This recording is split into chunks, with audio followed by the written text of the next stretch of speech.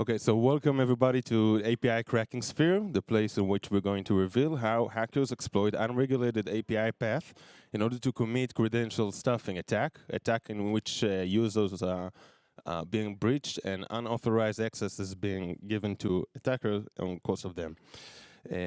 I'm Arik Atar. I'm a threat researcher for the last 5 years. I spent most of my time on underground forums, collecting intelligence upon hackers, upon TTPs, and working basically for human security, which is the largest bot mitigation service out there. Let's jump in because we don't have much time. Agenda. First, we're going to talk about why and how hackers exploit API path. Afterward, we're going to talk about DraftKings, which is a really famous sports betting platform. DraftKings study case, we're going to start with the static analysis of the script that was used by the attack that happened less than a month ago. After that, we're going to talk about the timeline of the attack itself. We're going to see on the right what happens in the darknet forums, and what happened on the left. We're going to see what happened on the media, Reddit, and Twitter. And lastly, we're going to talk about how to challenge your API threat actor and what the future holds. I'm not a prophet, but I've been in this industry for the last 5 years, and I can read some trends. And that's exactly where it's going to be. So why do hackers target API, specifically malicious automation hackers? First, we have the reason of cost effectiveness. On the lower, you can see here, this is how traditional hacker works when he tries to breach other accounts. Using a VPS that's connecting to different proxy services that spread all of his login attempt through different geos, different cities, different devices in order to target the target account itself. On the right, you can see how API credential stuffing is actually happening.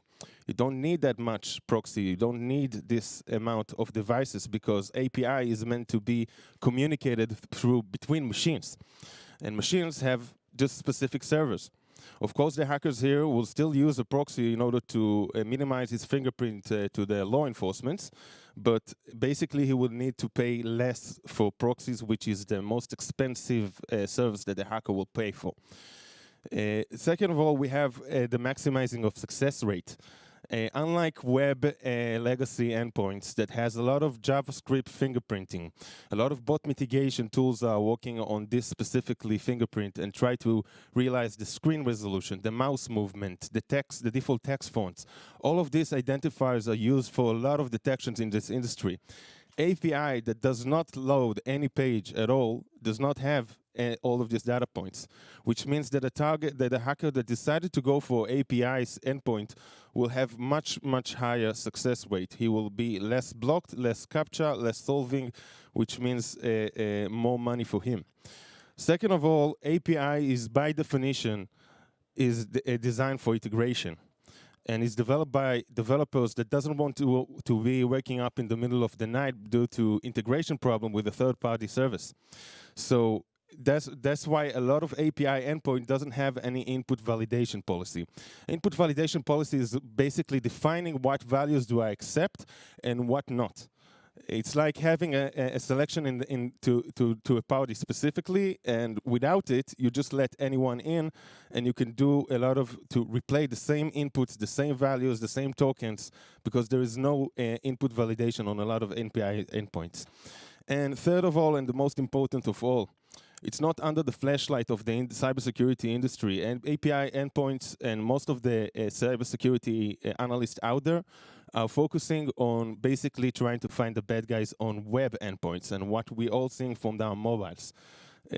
Most of them are not aware of API risk, so that's why there's fewer detections on it. So it's less secure than endpoints than compared to a legacy web endpoint. So now we know why they are doing it. Let's talk about what exactly they are doing. We can divide it into 2 steps. The first step will be mail validation, which is the MV that you are seeing. Mail validation is practically, as a hacker, I have a list of breached credentials. There are over 14 billion free credentials out there on darknet. It's totally free, and every hacker collects them. And once he have them, he wants to make a specific database that is containing only the user of the target site he want to aim. If I want to aim for a specific site, I want to know as a hacker that I won't be wasting my cracking resources on users that is not even signed up to the service. So there are major, like, generally speaking, two techniques they are using. The first one is to go to the API, just put the user right here. This is actually from the user password list that we are all know. And this one goes and it checks what kind of response does it get. If it gets 200 or null, it's a success. If it's 404, or this account is already registered with Facebook, meaning he cannot break with username, break into it with username password, he consider it as a failure, and ban it from the list itself. Eventually, after this phase, he have a clear list of all the users that are signed up for the specific account. And we're going to see this in DraftKings attack script in a minute.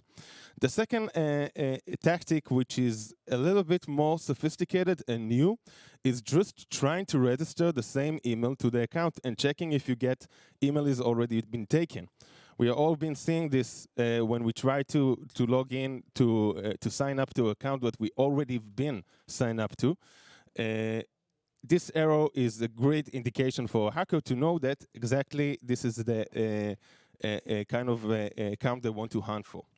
So this is the pre-attack itself. The attack itself will be API brute force, meaning enumerating different passwords in order to try to get unauthorized access. Here you can see it's a real script from a specific e-commerce site. He's doing here the email username, password. This is from the list itself. And here is he can do generating or replaying authentication token. This specific script was using JWT token, a JSON token that was just replayed. This script was shared on Darknet and was used by several, like I think several hundred other hackers, and they all came up with the same JWT token. So let's talk about drafting case in which all of these tactics comes into practice, basically. Of course, from the obvious reasons, I'm not going to reveal the identity of the threat actors I'm hunting. So let's just call this threat actor specifically Juzendopus. Juzendopus on the 18th of November launched a massive credential stuffing attack on DraftKings, which is a sports betting platform. This was not a coincidence. The timing, it was 3 days after the FNL started, the Champions League. So a lot of sports bettors had a big cash inside of their account. This attacker specifically was leveraging mobile API broken authentication vulnerability, and as a result, $300,000 got stolen from DraftKings users in just 4 days. And the stock prices dips in 10% up until now. Here you can see the media coverage. This is a message in the private Telegram server of the attacker itself that after 4 days declared that the attack has been patched by the DraftKings itself. Let's talk about Juzendopus because it's a new form of attacker that we never kind of seen before. First, he's implementing a social media influencer technique on his Telegram server to gain more followers. We know this from TikTok and Facebook and Instagram, but this guy takes it a step notch and take it to Telegram. This guy had something like 1,100,000 subscribers on his private channel before the attack began. After the attack was over, he already had 25,000. Second of all, he launched his affiliate program, which is Breach Account Shop. He's breaching account, he's stealing accounts and sell it on his personal shop. He's taking this marketing strategies that a lot of startups are using, and tells basically his clients that for every friend they will provide, they will get practically 50% of the money that their friends are spending on this site. And the last thing, which is the most important one, he writes his own attack script. And I know it because we collected the attack script of DraftKings, I think it was 9 days ago from Darknet. And as you can see here, of course, I changed the real username of him, but it was Juzendopus that wrote it. And it was 3 days after the attack began. This was the last modified date, which makes us believe that this script that we're going to see in a second was actually used by Juzendopus on the attack itself. So let's see what happened exactly there. First, we have the mail validation. Here he's using an endpoint, a standard endpoint of web. He's putting here the user, and he's checking the response to see that all of his victims are actually signed up to DraftKings. This is how he filters out from breach credentials databases. After that, he goes to API whitelisting. He's doing an options request to DraftKings users, providers DraftKings, and he's doing basically, there is starting a session that he will continue right over here. Right here in the middle, he's using a native function of Silver Bullet, which is a very extensive cracking tool that triggers a CAPTCHA block page and then solve it. So he's solving from Windows NT a CAPTCHA, and then he replies it from OnePlus, from a different device, from a different stuff at the same time. And this is here you can see challenge, response, and solution. This is where he pastes the token that he got after successfully solving the CAPTCHA there. So this basically made him bypass to DraftKings accounts, since CAPTCHAs are actually taking a lot of time from the attack. This is how he got through and managed to solve so many accounts at the same time. After that, he's going here, and you can see in the OnePlus user agent, he has a function that's called B. This function just generates a random string of 5 numbers, just to make every detection that relies on user agent just irrelevant, because every one of them is just different, and every login attempt that he did was looked a little bit different, enough different to make it bypass their service. Of course, he knows exactly what headers to put, because he decompiled probably the Android app of DraftKings, and then he goes to account capture. Account capture, when attacker steals an account, he wants to understand exactly how many assets and what is the value of the assets inside the account, so he can know how to price them correctly. And here he is going exactly, and he's trying to catch the balance to see it is how much balance the victim has inside of this account. And if it's less than 100, he doesn't even consider it as money. He's going for the big fish here. This is the attack script itself. Now, after the attack script happened, 19th of November, this guy goes and publishes massive DraftKings restock on his Telegram server. As you can see here, is providing different prices for different amount of balance inside. It can go from $2 to $2,000 for account that's worth $50,000 balance. He's doing something that no hacker is doing before, and gives a complete guarantee to hit. Hit means that the buyers will be able to withdraw the money, or else he will get the money back, which is something specific, different. And here is providing a method how to bypass the two-factor authentication. When you want to withdraw a large amount of money from this sport betting platform, you need to go through two-factor authentication.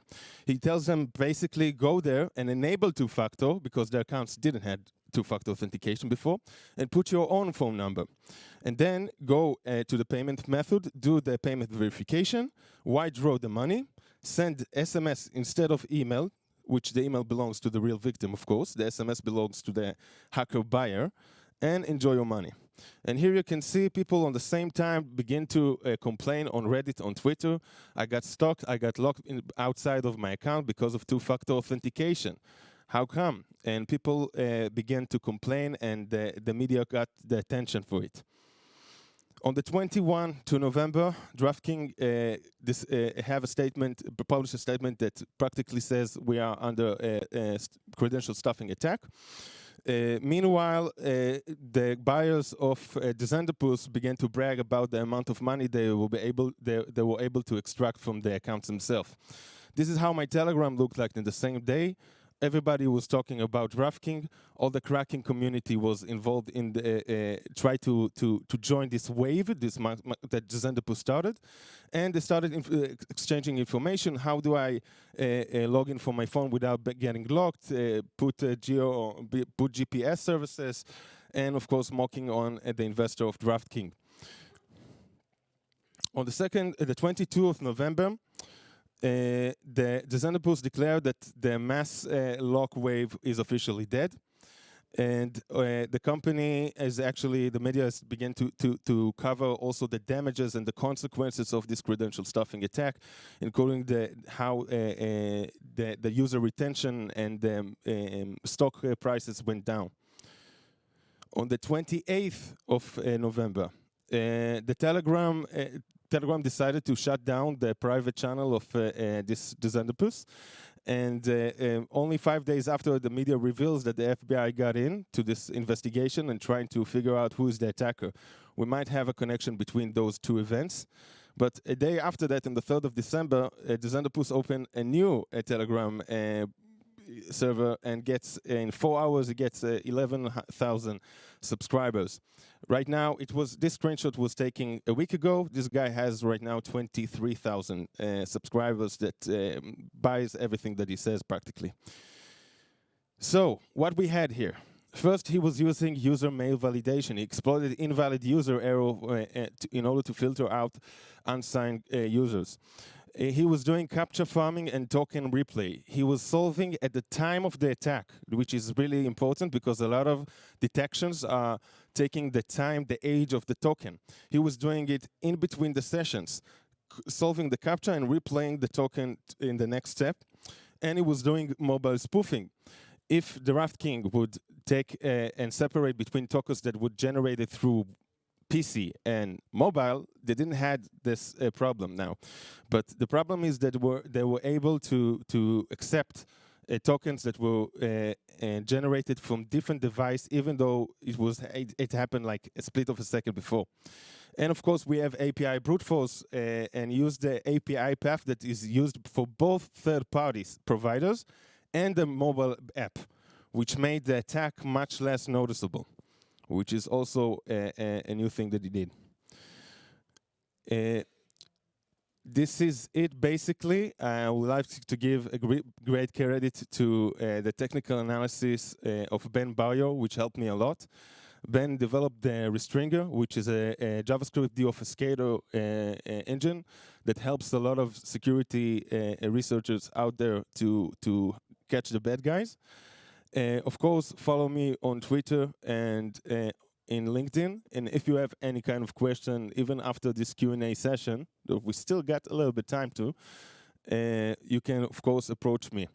But the bottom line that I would like to give you here is that APIs are, on web interfaces practically needs to have input policy and needs to have the flashlight of the out there.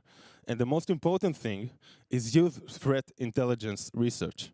If DraftKings had a threat intelligence or third-party service that provides them this kind of information, they could know on real time what is going on.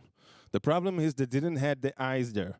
I've been following the Xanthopus for the last year and a half, so I'm kind of familiar with all of his online presence.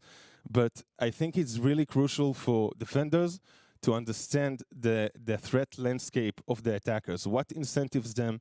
It's more than money. It's also about respect. It's also about checking out the new wave we're going to see. And basically, in the future, I believe that we're going to see a lot of these coming up again, and a lot of imitators will try to imitate the same strategy that he did, which means go for, instead of trying to catch a little bit accounts every time and to release them 50 accounts, 60 accounts, just try to get a bypass through API, hunt down a lot of accounts and release them in one time and make a cash out attack, which means that all of the buyers are getting in and taking the money out. And this is why we heard about it, is it's a new scale of credential stuffing with the new kinds of consequences to those victims. Any questions?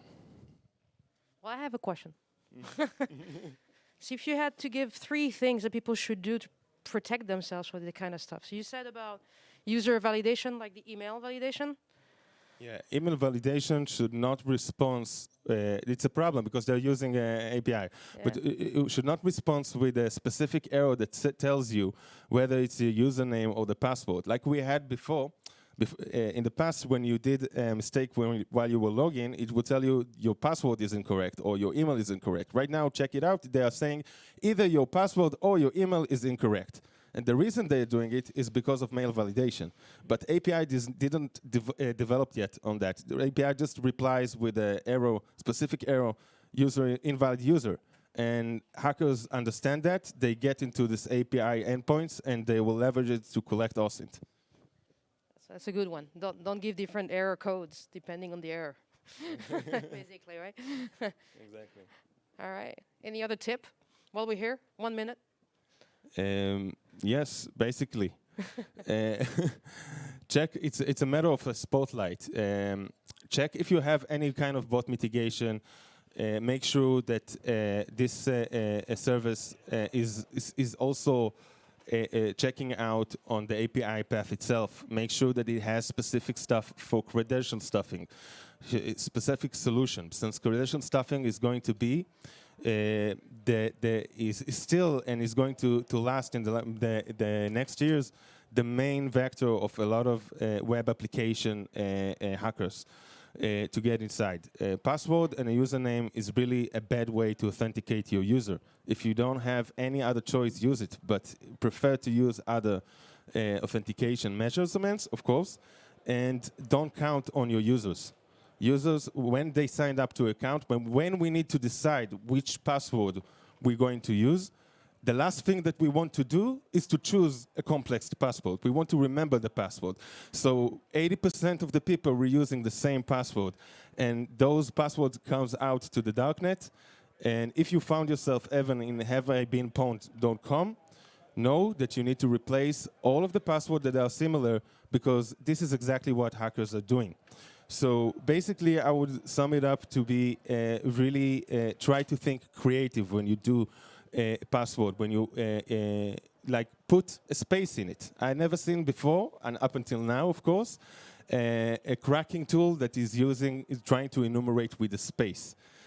Space note is also kind of a hack, but also try to make it really creative. Use a password manager so you won't need to remember the stuff. So we will create a hard to guess passwords, and try to avoid as much as possible from signing up to accounts that to services that you don't really know how they protect themselves. We are really easy on the finger when we need to sign up to a service, but basically all of the services are about to be breached in some day. It's only a matter of when, not if. So be careful about that and protect yourself. That's a great conclusion. Thanks a lot. Thank you very much. Sorry, one early question. So you have said earlier that if DraftKings used 2 different servers to forge tokens from mobile or PCs, can you please give more details on how this would avoid them from what happened?